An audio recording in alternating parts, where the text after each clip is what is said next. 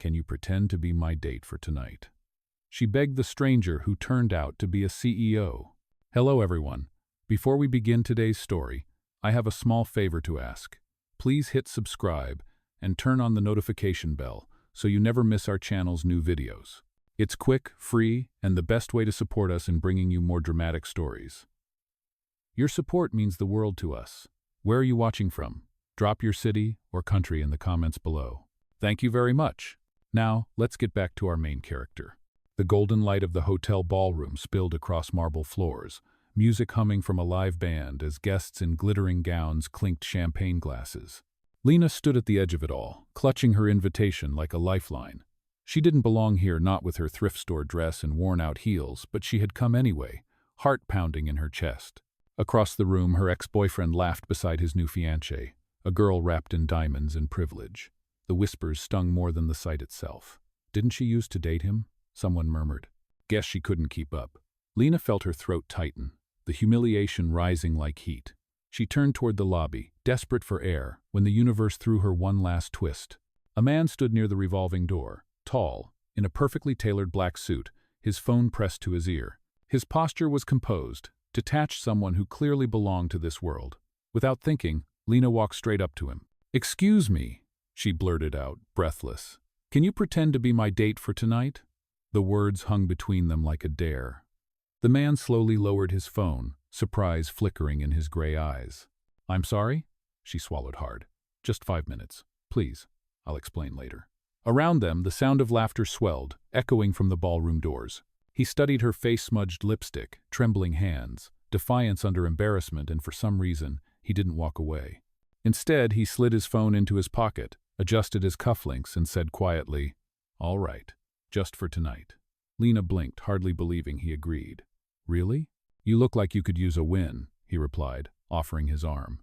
Her fingers hesitated before resting on his sleeve. Together, they walked back into the glittering chaos, the crowd turning to stare. "Who's that with her?" someone whispered.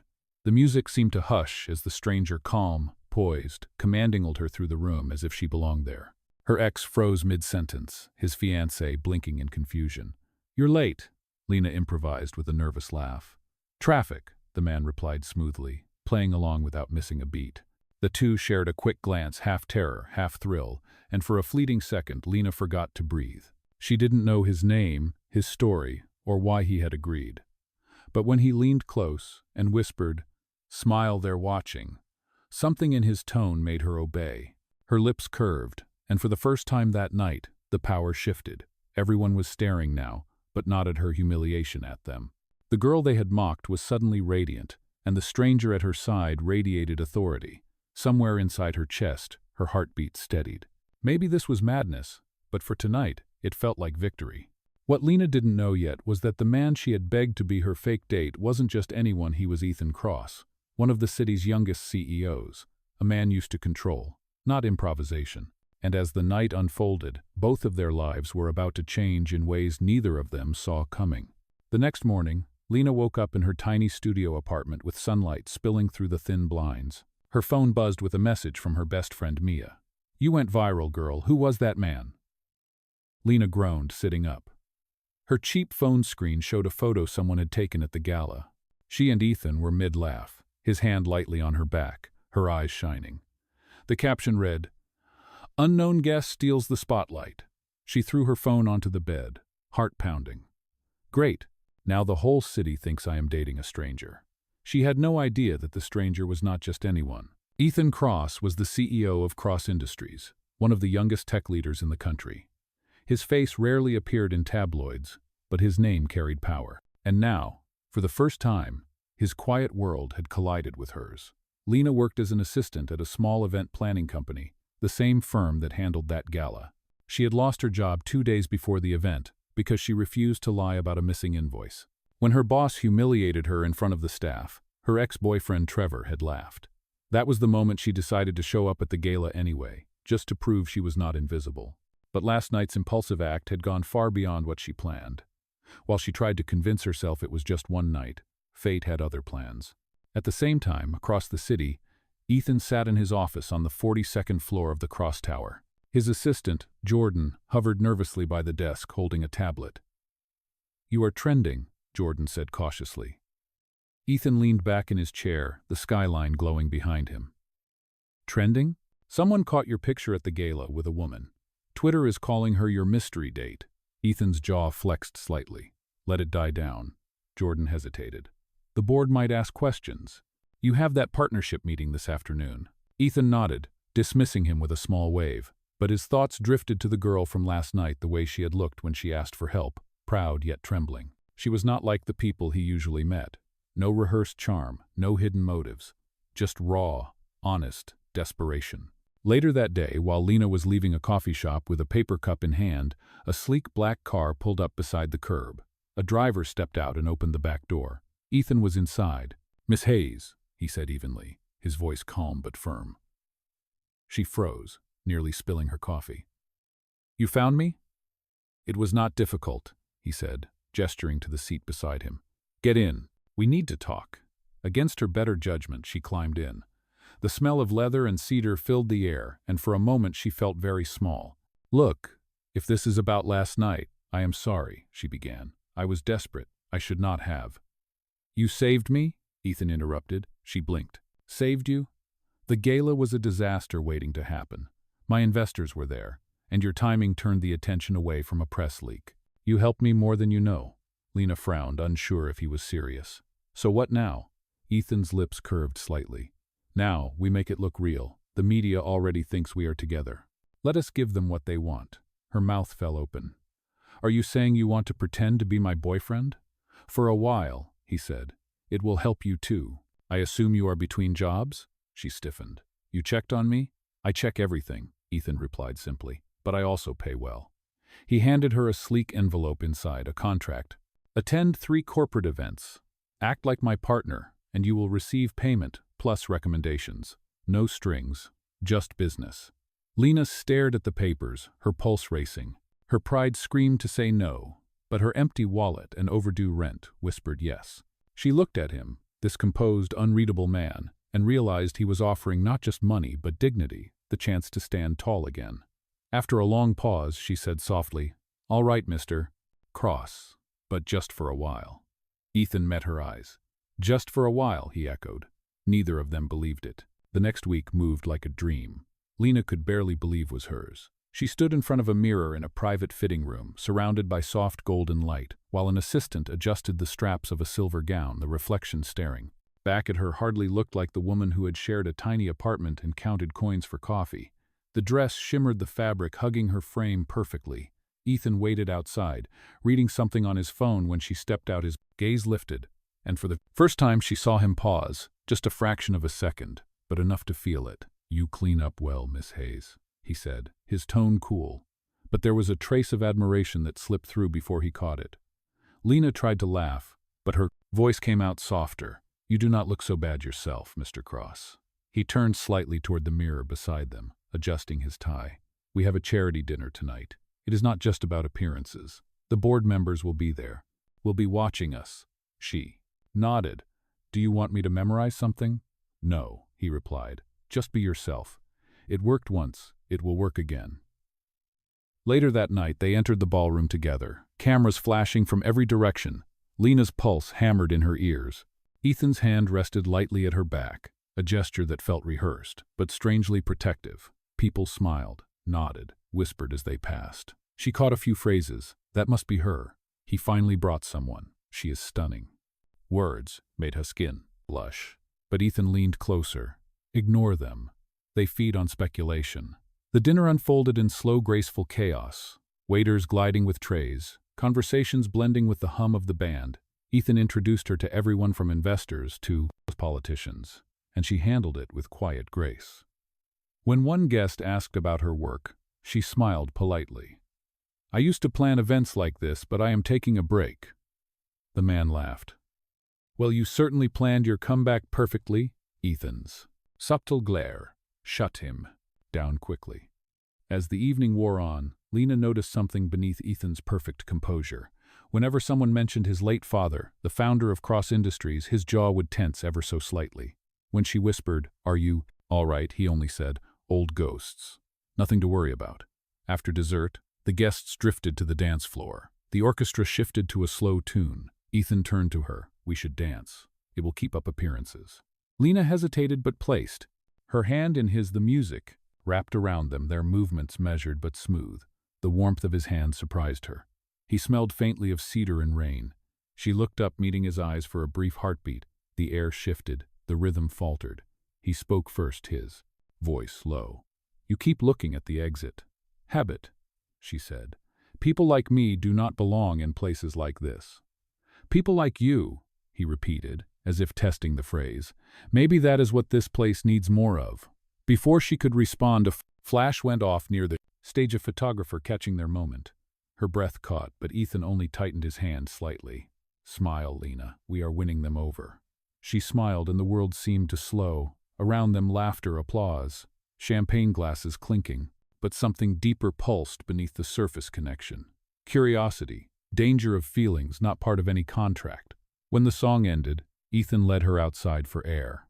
The night was cool, city lights flickering across the river. "You did well tonight," he said. She crossed her arms, smiling faintly. "So did you, for a man who hates small talk?" He chuckled softly. "I do not hate it. I just prefer when words mean something." Their eyes met again, longer this time. He cleared his throat, suddenly businesslike. "We'll have my driver take you home." She nodded, but before leaving, she said quietly, "You do not always have to act like a contract, Mr. Cross. Sometimes people are just people." He looked at her for a long moment, his expression unreadable. "Good night, Miss Hayes." When the car door closed behind her, Ethan stood alone under the streetlight, the city moving around him, but his thoughts fixed on her smile, the one that did not feel like pretending. Over the next few weeks, Lena's life changed in ways she never could have imagined. Each morning brought fittings, appointments, and lessons in etiquette. The media labeled her the mysterious woman, while online articles dissected her past. Tried to ignore it, but every headline felt like a weight pressing on her chest. Ethan, however, seemed untouched by it. All his world moved in perfect rhythm: board meetings, private jets, strategy calls. Yet he always made time for her events.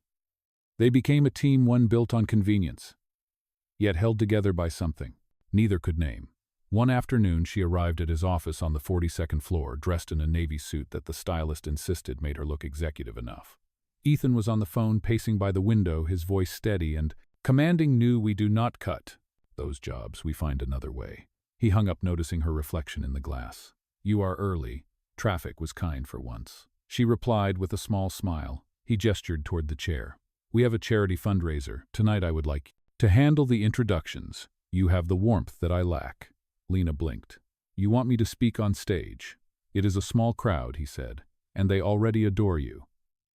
That evening, the event took place in a rooftop garden overlooking the city. Skyline strings of lights glowed above them, and soft jazz played in the background. Lena's hands trembled slightly as she approached the microphone. Ethan's reassuring nod from the front table steadied her. "Good evening, everyone," she began. "I am honored to be here tonight, supporting an organization that gives opportunities to women rebuilding their lives. Because sometimes all someone needs is one person to believe in them." Applause filled the air, and for a moment, Lena forgot her fear. She caught Ethan's expression, one of quiet pride, not performance. When the night ended, he found her by the railing, gazing at the city. "You spoke like someone who has lived every word," he said. "I have," she replied. "People see charity as kindness. I see it as survival." He looked at her profile, illuminated by city light. "You keep surprising me, Miss Hayes. Maybe you do not know me yet," she teased. He smiled faintly. "Maybe I am starting to." From that night, something shifted. They began to share quieter moments. Between appearances, coffee in his office late evenings, reviewing event plans that turned into long conversations about childhood losses and impossible dreams. She learned his father had built Cross Industries from nothing, and that Ethan had inherited both empire and the loneliness that came with it. He learned about her mother, a waitress, who worked double shifts to send her to college, and died before seeing her graduate. The more they talked, the more the lines of their contract blurred. One evening, while they reviewed a proposal at his penthouse, Lena reached for a pen at the same time he did, their hands brushing. The air stilled, neither moved for a second. Ethan's voice lowered. "Careful, Miss Hayes. We might start believing this is real." She smiled, but her heart skipped. "Maybe it already feels that way." Before he could respond, his phone buzzed, breaking, the moment he frowned, glancing at the screen. A client crisis. I have to take this. He walked to the balcony, speaking sharply into the phone while she packed her things. Her gaze drifted over the room, the sleek furniture, the framed photo of Ethan with his late father, a younger man with the same determined eyes. She whispered to herself, "You are not as cold as you pretend to be." Later that night, back in her apartment, she lay awake, staring at the ceiling, replaying his words, his look, the way he seemed torn between duty and something softer. The city hummed outside her window, but inside her chest everything was loud and uncertain, Lena told herself. This was temporary, a contract, nothing more. But deep down, she already knew she was in trouble, because pretending was getting harder every day, and the man she had once begged to act was now the one she could not stop thinking about. 2 months later, the illusion had become routine. Lena and Ethan appeared together at every event. The press dubbed them the perfect match, and the city began to believe it. But behind the elegant photos and polite smiles, both of them were losing control of what was real. And what was not. One Friday evening, Ethan invited her to a weekend retreat with his executive board at a private vineyard, 3 hours outside the city. The invitation came with a simple text: "It would look suspicious if you were not there." Lena hesitated before replying, "All right, I will come."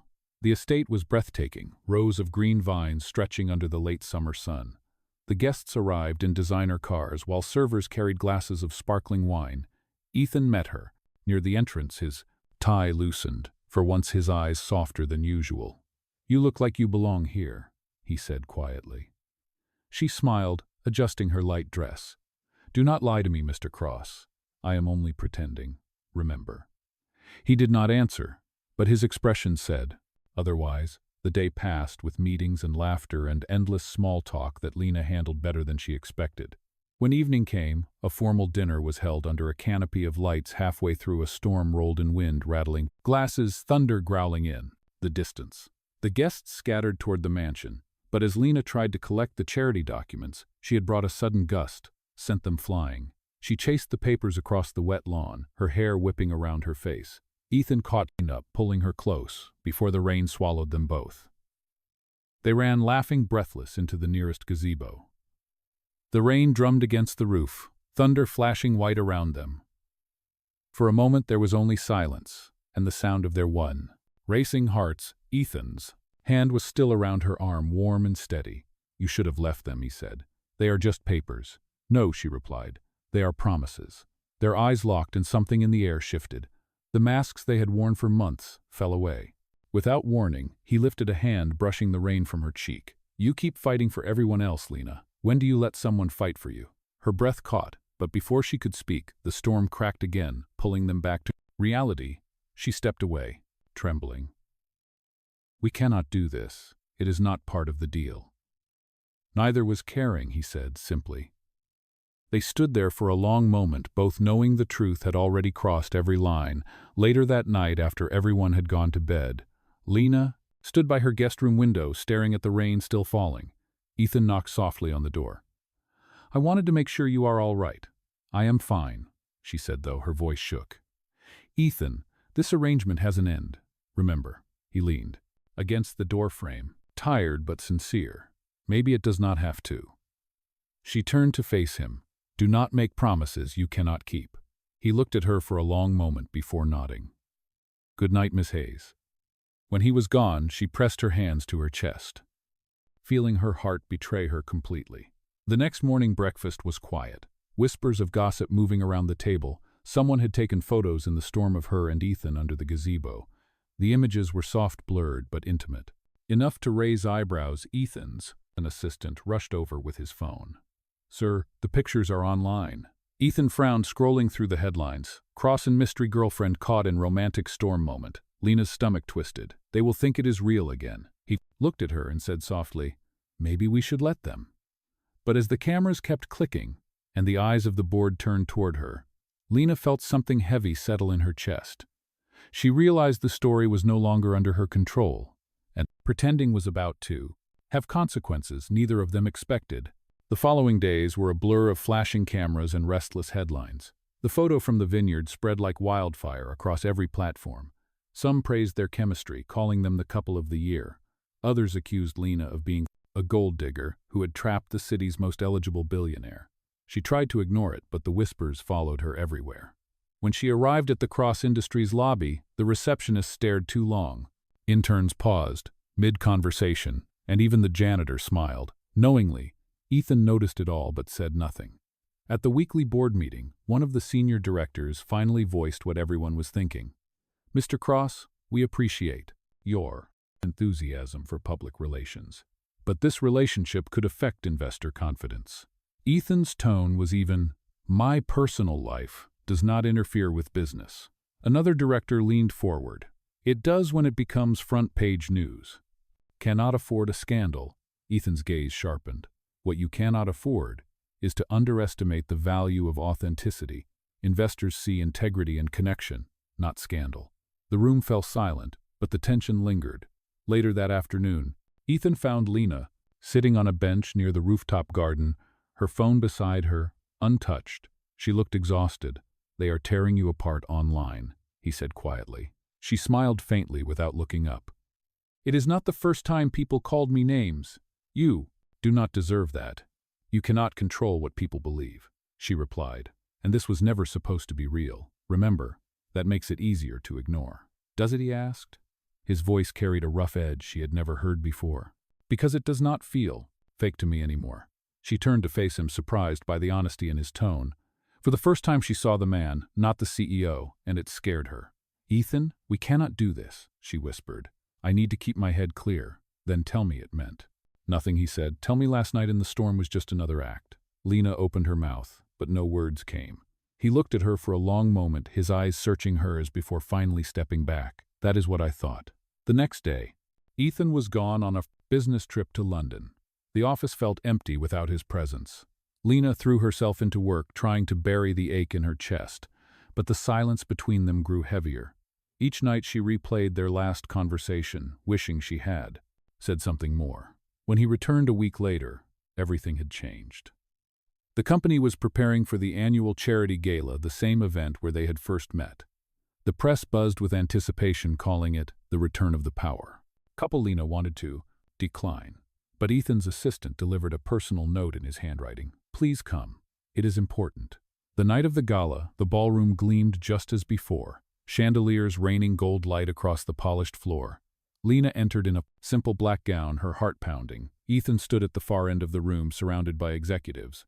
When he saw her, his expression softened. He excused himself and crossed the room, every eye following him. "You came," he said quietly. "Almost did not, and I am glad."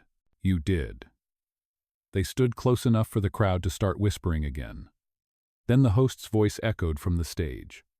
"Ladies and gentlemen, please welcome Ethan Cross to announce a special partnership." Ethan turned to her for a brief second, before walking to the microphone. His speech was short, confident, but at the end he added something unexpected. "Tonight I want to thank someone who reminded me that leadership without compassion is empty. She taught me that strength is not about control, but about honesty. Miss Lena Hayes, please join me." The spotlight shifted. Lena froze, stunned. The room applauded as she hesitated, then walked toward him. Her hands trembled. Ethan took them gently and whispered, "No more pretending." The crowd erupted into cheers, but for them, the noise faded into silence. The look they shared said everything words could not, and in that moment, every line between contract and connection disappeared. For a while, everything seemed perfect. The gala became the turning point in their story, and people began to root for them instead of doubting them. Headlines shifted from rumors to admiration, calling their partnership inspiring. Lena started managing charity projects under the Cross Foundation, and Ethan insisted she oversee them personally. They spent long hours together in meetings, laughter mixing with quiet tension. Each glance, each touch, carried more meaning than either wanted to admit. But perfection never lasts. One afternoon, a news alert flashed on. "Lenas Fona during a board presentation." Her stomach dropped as she read the headline. "Cross Industries under investigation for insider trading. Alleged leak from internal consultant Lena Hayes." The room went silent. When she gasped, Ethan turned sharply. "What is it?" She handed him the phone. The article displayed her name in bold black letters. His expression darkened immediately. "This is false," she said quickly. "I swear I did not—" "I know," he interrupted firmly. But the board members whispered. Among themselves, the next hours unfolded in chaos. Reporters swarmed the building cameras, flashing security, trying to contain them. Lena's email flooded with hate messages, calling her a fraud, accusing her of using Ethan for money. Ethan ordered his team to investigate, but the damage was already spreading. When Lena returned to her apartment that night, she found reporters waiting outside, shouting questions. She ducked inside, trembling. For the first time, she felt truly alone. Ethan called her a few hours later. I had people working on it. We will find who leaked this. She hesitated. Ethan, what if they do not believe you? What if this ruins everything you have built? Then I rebuild it, he said.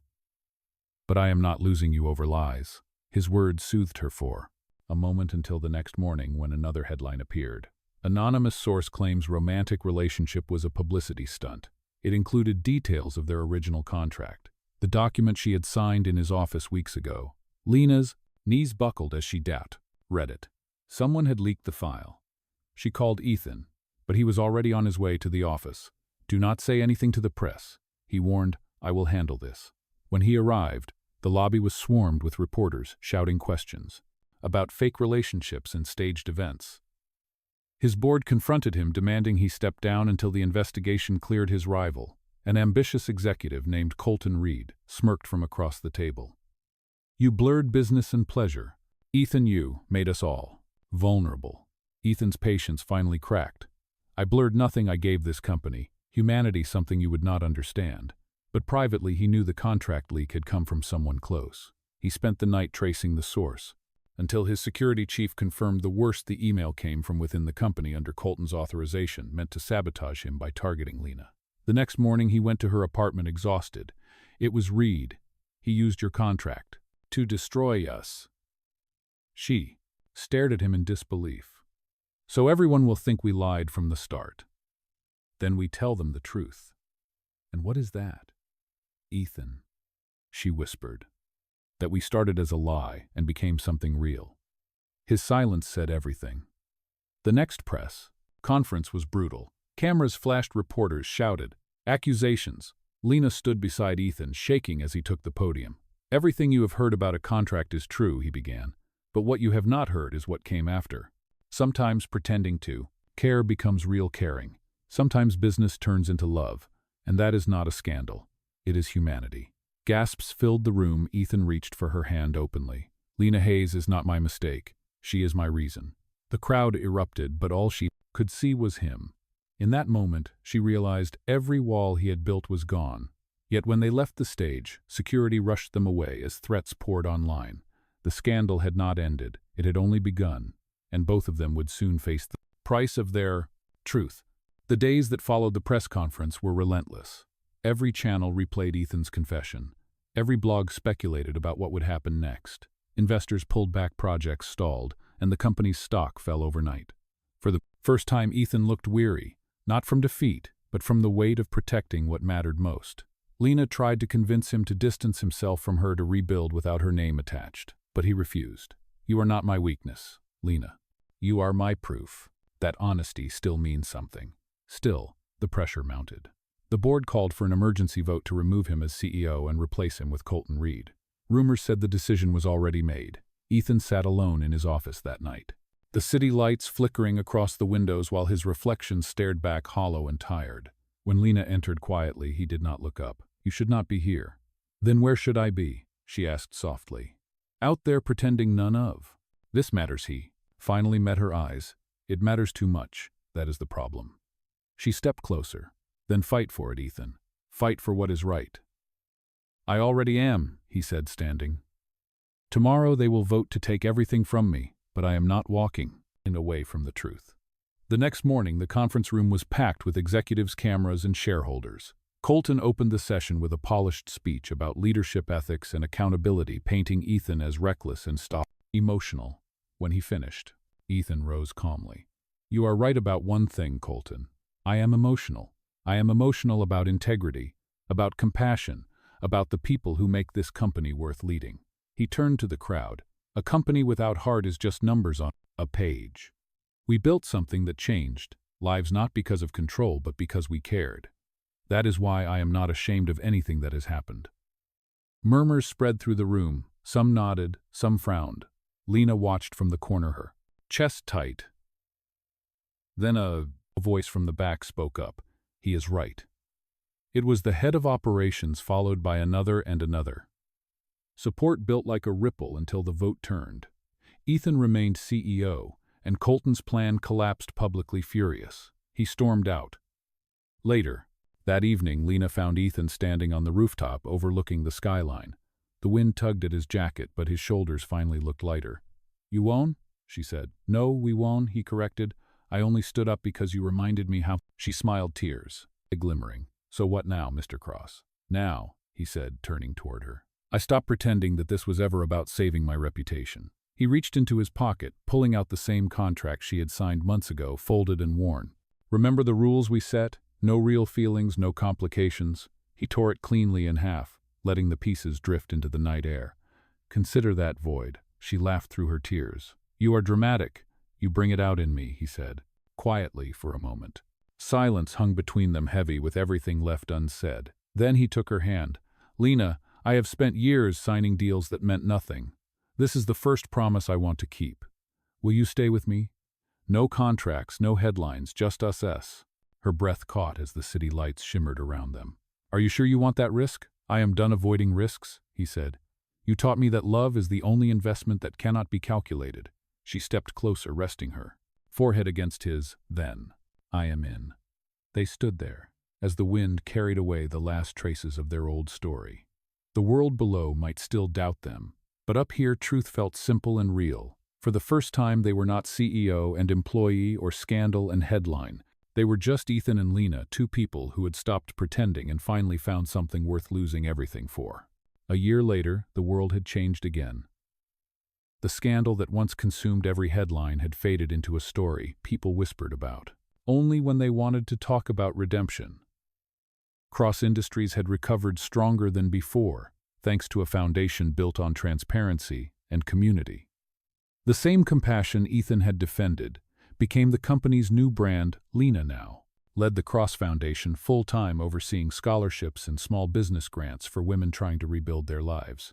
Each morning she arrived early, her desk cluttered with applications and thank you notes.